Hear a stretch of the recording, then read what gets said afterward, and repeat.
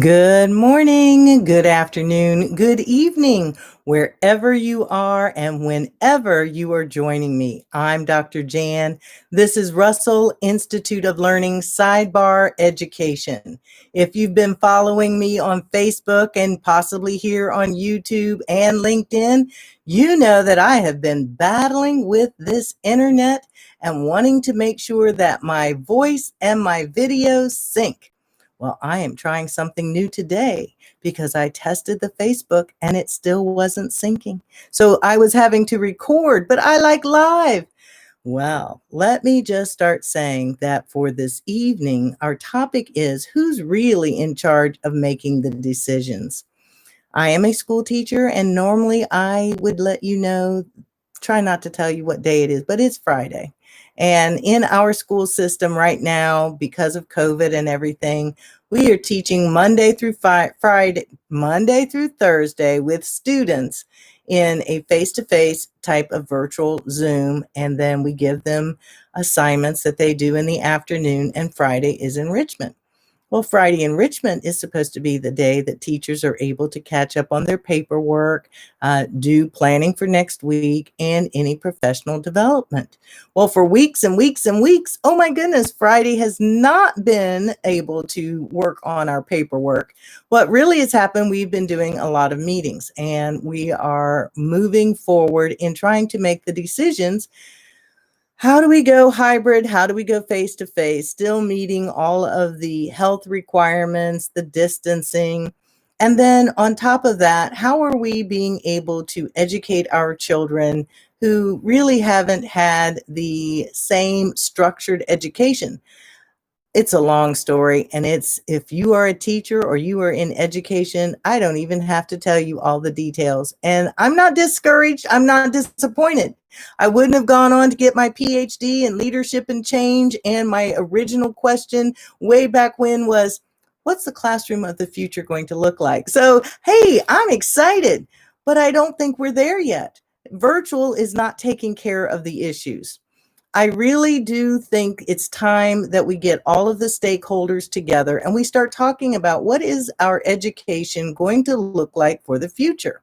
In my research, I looked at schools and, there's still rows, their desk, their students raise your hand, turn in your paperwork, and we still function very much like a factory. But each of the children are so different. And even though we might have new furniture that has little rolly balls and it doesn't look like an old-fashioned classroom, we still are structured like a classroom. And I'm getting very concerned that we are not involving enough of the people who are the stakeholders in making some decisions as we move forward. Administrators starting at the top have this great idea, not to say their ideas aren't great, but they sort of dole them out, and then everybody else has to hurry up and catch up and try to figure out how to make it work. Whereas, could we start at the bottom and start with those who are involved in the day-to-day activity and see what the structure would be? My thought, just quick on top of my head, because I'm really hoping this is going to generate some conversation and people are going to comment and we're going to work our way through this. And change is not instant. We as a people have gotten so used to, well, show me how to do it and it's done. It may take time. My biggest concern is that maybe we've tried to make the schools too big. And I'm not necessarily saying we've got to all do homeschooling or all do some kind of small school, but if you have a smaller group of students and they have a teacher who really knows them and knows them from year to year, and that was part of my research, contemporary progressive middle schools, and that the schools that had, when a teacher started with them in kindergarten and took them all the way up through maybe 6th or 7th grade, and then they got another teacher that moved them ahead, or they started branching off into specialties, those students did well. There were different schools of thought. But that when we know that there is an end goal for fifth and sixth grade, this is what you need to know.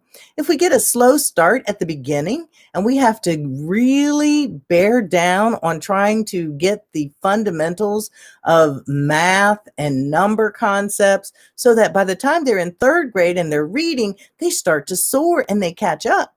But every year that you have to go to a new teacher, a new style, do you know that it's usually October before we're into a real regular routine and groove? And then it's Christmas.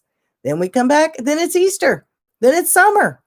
Our children are not being served well, in my opinion, and in my research of the way we are structured of our education. And I'm just posing the question. Why does it have to be the way it's always been? Can't there be a new and better way that we can be educators? Because it's the children who really are, they're losing out. They are not having the nurturing, the care, the repetition, and the encouragement because education should be fun. It should not be a punishment. You got to go to school. Oh my goodness, no. Oh, I want to go to school. So I hope you are going to start to join me here at Russell Institute of Learning, Sidebar Education, and like, follow, share, comment. This will also be uploaded to Facebook, LinkedIn. Let's get a conversation going and let's see if we can come up with a solution.